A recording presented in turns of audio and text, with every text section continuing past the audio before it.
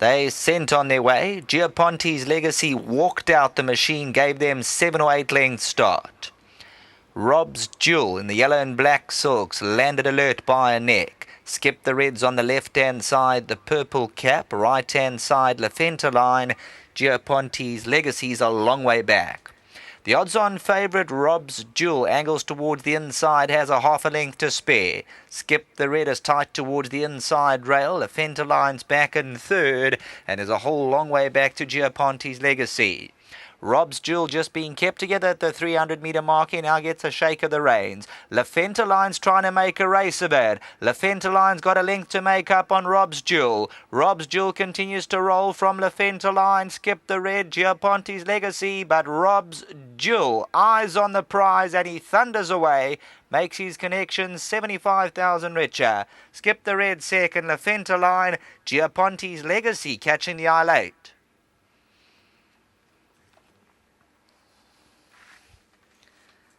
Anton Marcus glances over his shoulder. Rob's Jewel, the son of Argonaut from the Mike Miller stable, races for the Neraks, Gene Hardys and Sterling Miller.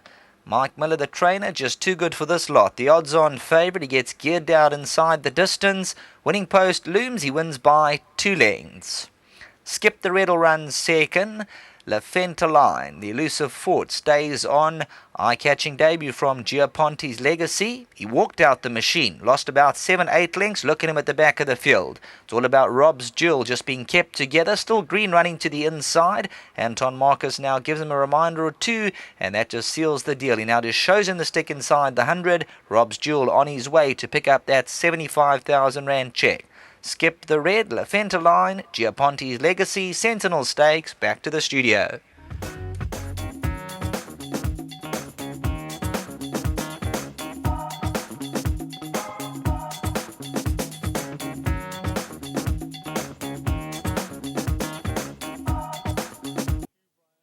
Well, it's nice when you got a talented juvenile, you got a 4-horse field, and you got a horse that can run.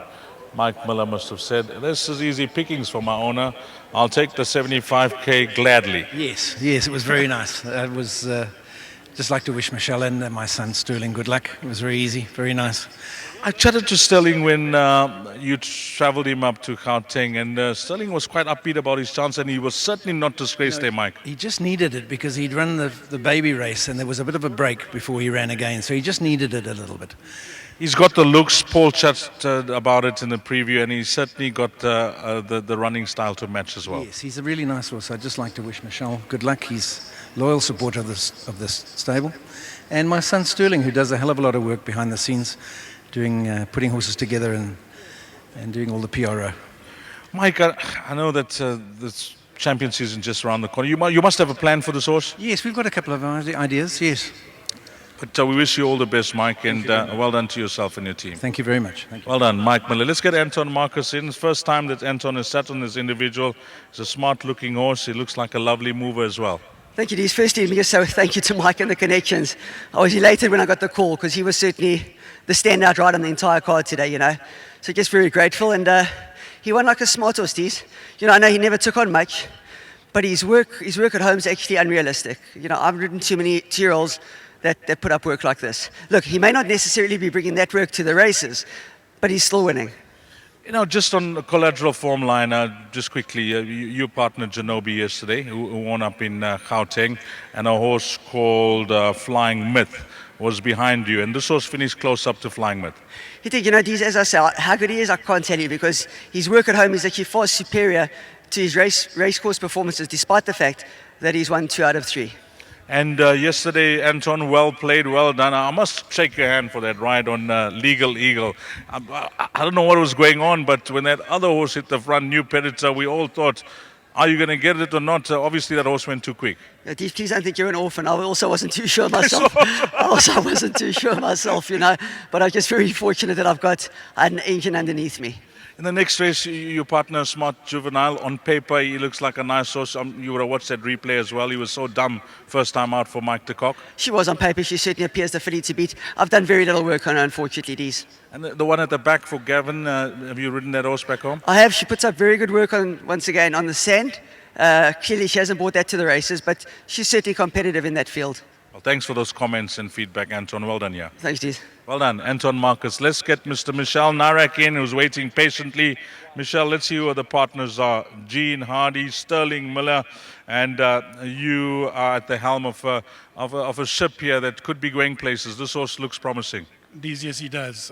Very grateful to being able to get him. I'm very grateful to Mike, who phoned me to tell me the owners were selling the horse. I phoned my friends in Mauritius and said, and John comes as a soldier every time without even asking questions. So very grateful to that. He looks like a nice sort. He's very green still. I think he'll improve a lot.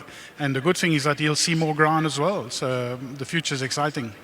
We wish yourself and your partners all the best. While we got a bit of time, it's amazing how time comes up so quickly. The champion season just round the corner, and I'm sure preparations in earnest at both the tracks, Scottsville and Greyville, and supposedly welcoming the visiting trainers as well. Yeah, he's fantastic. It's amazing. As you get older, time goes faster, as you know. The season is upon us. The horses have arrived. Some of them have started running already. We're really looking forward to a fantastic bumper season. As usual, the bookings for the July are full. It's already the buzz around. The teams are working hard, and you can see the stretch marks showing now.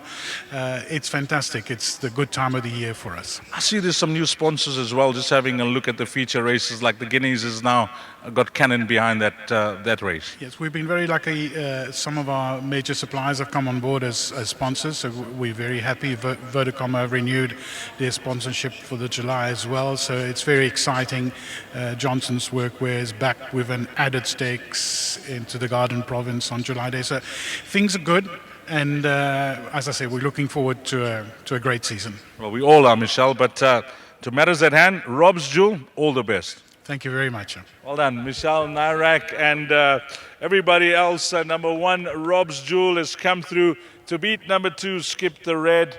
Number 5, the Visitor, back in 3rd. And this horse, pencil it in, Gio Ponte's Legacy, hopelessly left. Didn't want to run over the first 400 meters or so, but he's came through, and he's came through to finish well. I think he's a horse that should find himself in the winner's enclosure at his next start. But that's a wrap of race number 5.